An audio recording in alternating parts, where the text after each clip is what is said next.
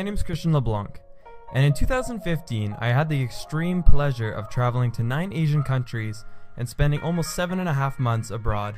Every country has unique things to offer, but the Philippines was by far my favorite. I've never met a kinder group of people and a more beautiful landscape. The bluest of waters, the most exaggerated landscapes.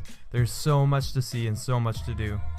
The Philippines is comprised of over 7,000 islands, of which I saw a handful. During our time in the Philippines, we stayed in 3 main areas: Manila, Palawan, and Cebu. When you land in the Philippines, you'll be landing in Manila.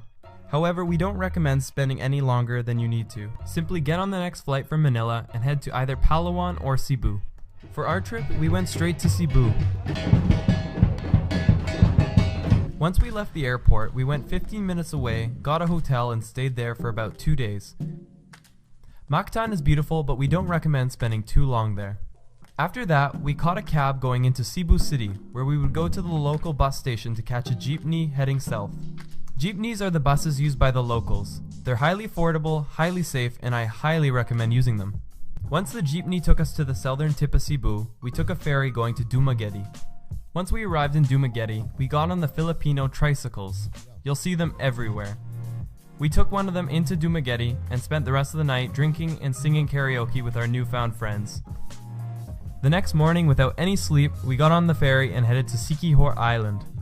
Once we got on the island, we rented this crappy little car. It broke down like 5 times, but there's not really any other options. You have to rent some sort of a vehicle because there's no other means of transportation. Siquijor Island is known as a mystic island, or for its voodoo magic. However, we didn't see anything too weird. Siquijor is also not very well known to the public. I barely saw any other tourists, and it was mainly the locals that knew of it. One of the most beautiful places I saw while traveling for 7.5 months was here. Saladong Beach. I think I'm probably saying it wrong, but it was stunning. I remember looking over this diving platform and thinking there's no way anyone jumps here, the tide must be out or something. And next thing I know, these 3 dudes literally lunged themselves off into the ocean.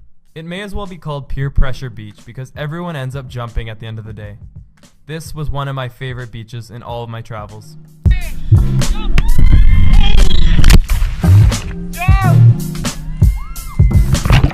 We spent our last day in Siquijor spending time with the local strays and enjoying traditional Filipino meal known as a boodle fight. The reason it's called that is because once people start eating, it's a free-for-all. The food consisted of fish, sea urchin, seaweed, and a bunch of spices. It was surprisingly good. After Siquijor, we went back to Dumaguete and then straight to Oslob. Oslob is known for one thing, and that is the whale sharks. The whale sharks are some of the most amazing creatures you'll ever see. For $30, you get 45 minutes to swim next to these whale sharks, and there's generally going to be 5 to 15 of them. The truth is, they're being fed, so it's not quite as impressive as seeing them in their natural surroundings, but it's still very impressive. I recommend you go at 6 a.m. By noon they've eaten their fair share of tourists and go back into the ocean. No, they don't eat people, but you do want to be there early. If you have extra time in Oslob, I highly recommend checking out Tumalog Falls. It's only about a 15 to 20 minute motorbike ride away, and it's definitely worth the sight. Now this is a bit of an untraditional route, but one I highly recommend. After Oslob, we went straight to Bohol. Bohol is a large island. Because it's a bit unusual, you won't see this advertised online. What we did is we simply went to the pier in Oslob and asked around until we found someone who was driving their boat across.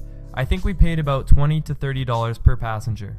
If you don't do this, you'll have to drive all the way back up to Cebu City and catch a plane or a boat from Cebu City. After spending a day hanging out on Alona Beach, one of the most beautiful beaches, we rented a scooter and headed up north to the Chocolate Hills. This is a full day trip in itself. There's a lot to do. You can see the beautiful cathedrals, the creepy little monkeys with big eyes known as tarsiers, and of course, the Chocolate Hills. I love Bohol. I don't recommend saying that out loud too often.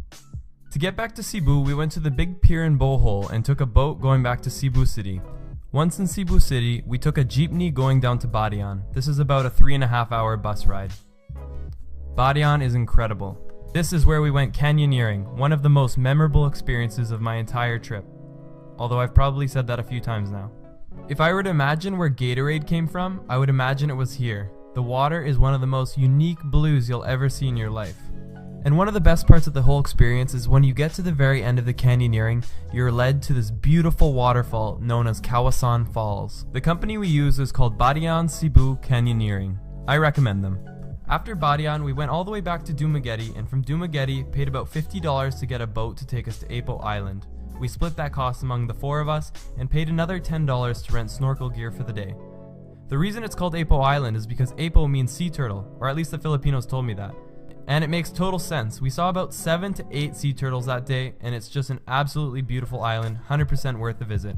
After Apo Island, we made our way all the way back to Mactan, the airport where we originally landed in Cebu. From the Cebu airport, we had a one-way flight to Puerto Princesa, Palawan.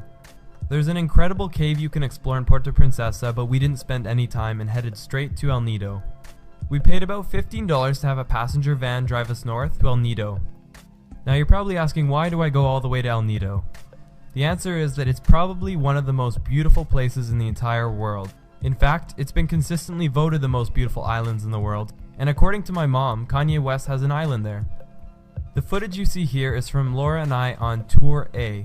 There's tours A, B, C, and D. The only one we did was Tour A, but we absolutely loved it. From what I've heard, the island tours A and C are the best. However, talk to people around you and you can get some feedback from them. On the mainland of El Nido, there's an amazing cliffside overlooking all of El Nido. It's called Tara Cliff, and it's actually pretty dangerous, so you'll need a guide to bring you up. We asked around the town until we found a guide for about $30. Generally, dive shops will be the most in place to go, and they can organize you with anything from accommodation to tours. Just make sure they're not taking advantage of you. Do your research. I don't think I've ever sweat so much in my life. My shirt could be wringed out and you would, oh yep, there's water coming out of it. Sweat. In El Nido, we rented a bike and did a day trip to Nakpan Beach, my all-time favorite beach. It was so unbelievably beautiful that we made another trip back to actually spend the night there. I'm freaking dying. I don't understand why the power keeps dying every single friggin' 2 hours. One note that should be made is that El Nido often loses electricity, which leads to excruciatingly hot days and nights where the air conditioning does not work.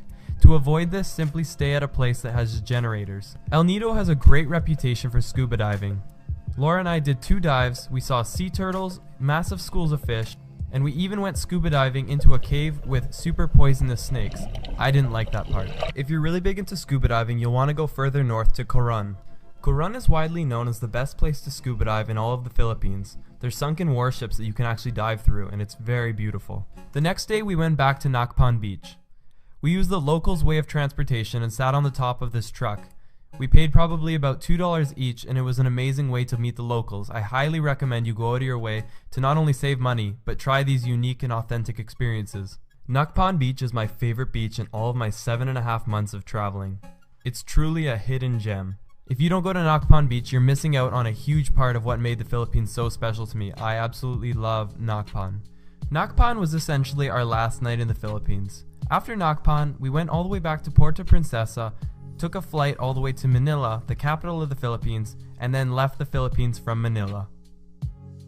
My time in the Philippines was unforgettable, and I loved it so much that I'll actually be going back in 2016.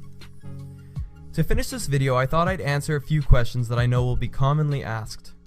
The first being, is the Philippines safe? The Philippines is very safe.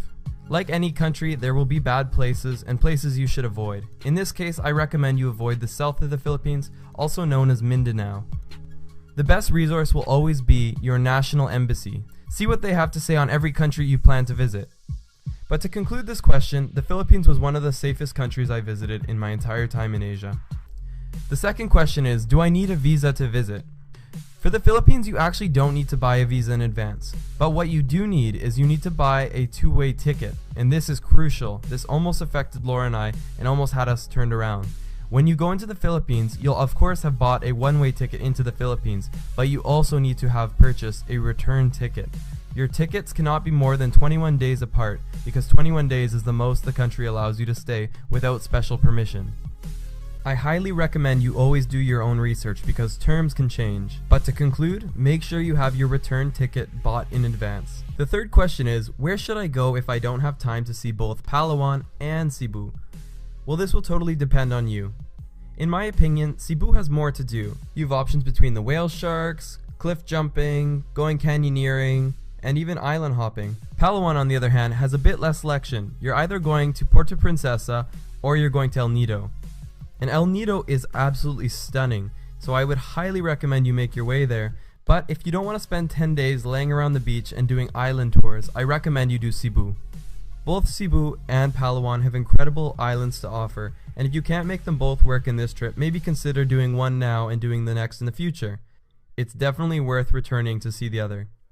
And the last question is the Philippines expensive? Now, I'm not going to go into any detail, but a very vague answer is no, it is not expensive. It's very comparable to traveling through Thailand. A meal will cost you anywhere from $2 to $5 American dollars.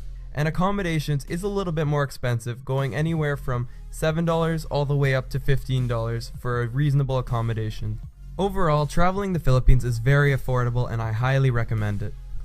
This video just gives you a small glimpse of each place, but if you want to see a bit more in detail, check the description box. Because I was vlogging every day, I've created vlogs for every single experience we had in the Philippines, from having a layover in the Manila airport to scuba diving in El Nido.